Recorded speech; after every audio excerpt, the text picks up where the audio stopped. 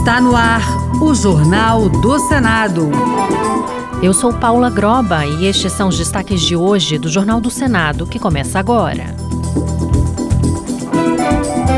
Ministro Fernando Haddad apresenta prioridades na área econômica e presidente do Senado fala em cooperação do parlamento.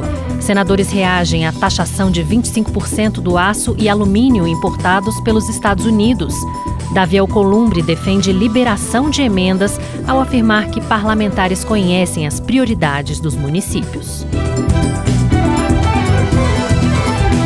Boa noite. Durante encontro com o ministro da Fazenda, Fernando Haddad, o presidente do Senado, Davi Alcolumbre, assegurou a disposição do parlamento para aprovar projetos relevantes para o país. Ao destacar a necessidade de cooperação, Alcolumbre pediu que os parlamentares deixem as diferenças políticas de lado.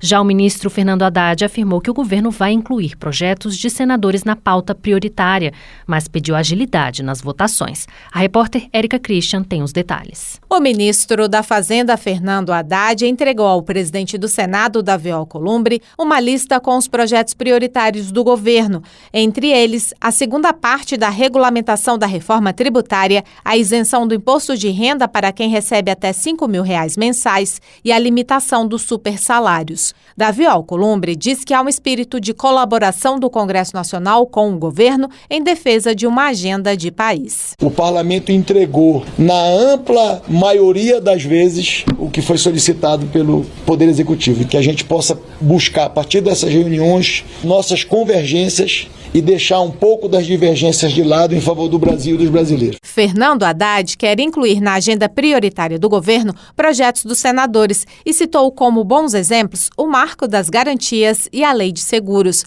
Mas o ministro da Fazenda pediu agilidade do Congresso Nacional na votação de algumas propostas. Nós estamos num mundo muito veloz. Nós precisamos compreender que tem 200 países competindo por capital, competindo por investimento. Então o mérito é importante, mas o ritmo também é. Então nós não podemos perder algumas janelas de oportunidade que estão surgindo diante de nós em virtude de vantagens competitivas que o Brasil tem, mas tem por um prazo limitado. Ainda na pauta de prioridades do governo estão o orçamento de 2025, a reforma da Previdência dos militares e mudanças na Lei de Falências.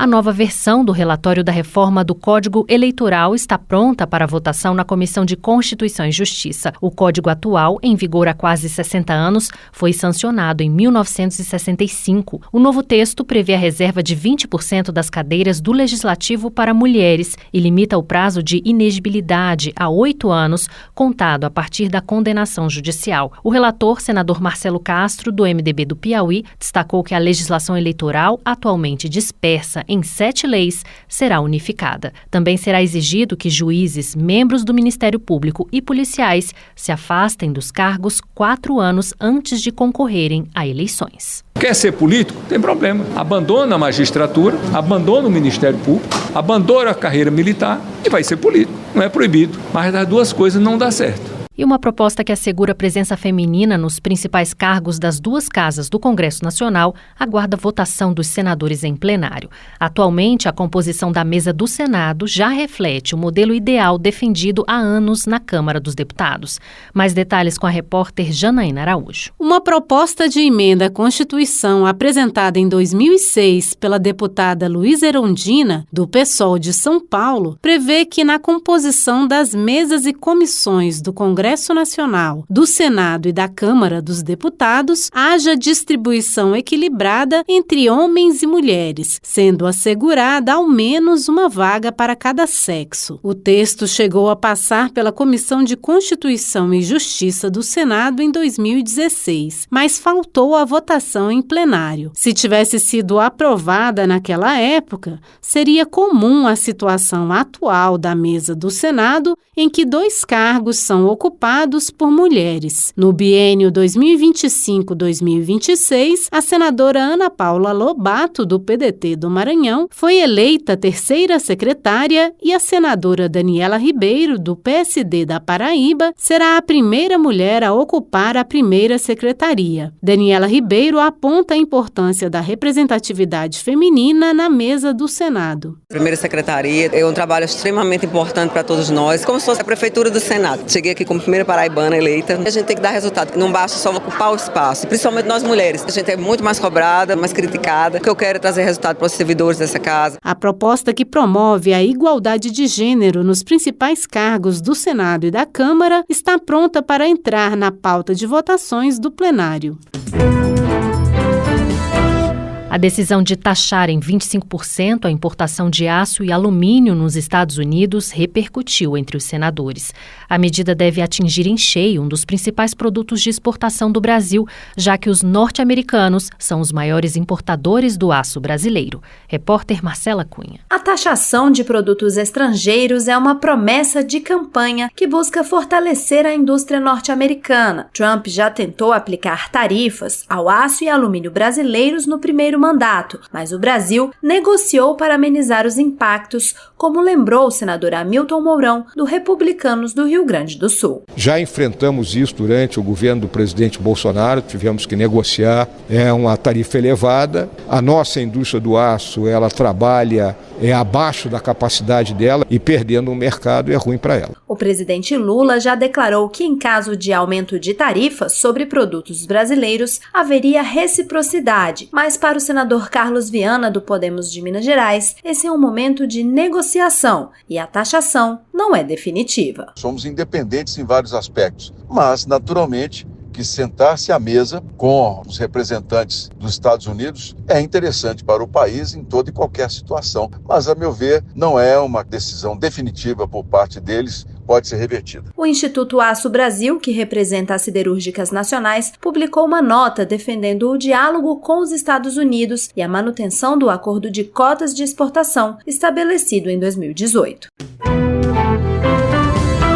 A restrição ao uso de celulares em sala de aula já está em vigor em 180 mil escolas de educação básica do Brasil. Aprovada pelo Congresso, a norma permite o uso de dispositivos apenas para fins pedagógicos. A senadora Tereza Leitão, do PT de Pernambuco, destacou, em entrevista à Rádio Senado, que a medida busca integrar a tecnologia ao ensino de forma benéfica, além de proteger os alunos dos impactos do uso excessivo de telas, como sedentarismo, distúrbios visuais e alterações cognitivas e emocionais. Professora e cotada para presidir a Comissão de Educação, ela defendeu o monitoramento da lei, mas já avaliou positivamente seus primeiros resultados.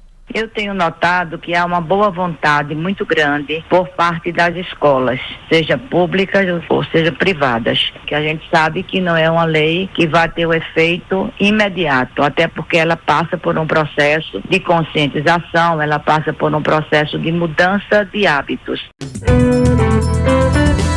O presidente do Senado, Davi Alcolumbre, declarou hoje que a liberação de emendas parlamentares obedece aos critérios de transparência e rastreabilidade exigidas pela Constituição. Durante encontro de novos prefeitas e prefeitos em Brasília, Alcolumbre disse que os parlamentares vão trabalhar com os municípios para atenderem às demandas da população. Repórter Érica Christian. Ao participar da cerimônia de abertura do encontro de novos prefeitos e novas prefeitas em Brasília, o presidente do Senado, Davi Alcolumbre, afirmou que os municípios não contam com recursos próprios para investimentos. Por isso, ressaltou a importância das emendas parlamentares que tiveram o pagamento suspenso pelo Supremo Tribunal Federal. O presidente do Senado lembrou que os parlamentares são legitimados pelo voto para definirem a destinação dos repasses do orçamento que vão chegar a todas as cidades e destacou que o pagamento das emendas parlamentares obedece a critérios de transparência e rastreabilidade. O controle da execução de toda e qualquer transferência de recursos da União sempre seguiu critérios técnicos e orçamentários exigidos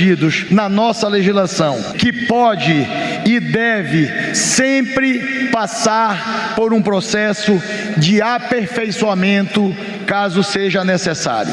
No ano passado, o Congresso Nacional aprovou novas regras para a liberação das emendas parlamentares com critérios de transparência e rastreabilidade.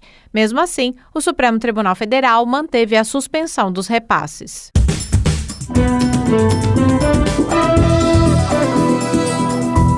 Com trabalhos técnicos de Eliseu Caires, o Jornal do Senado fica por aqui. Acompanhe agora as notícias da Câmara dos Deputados. Boa noite e até amanhã.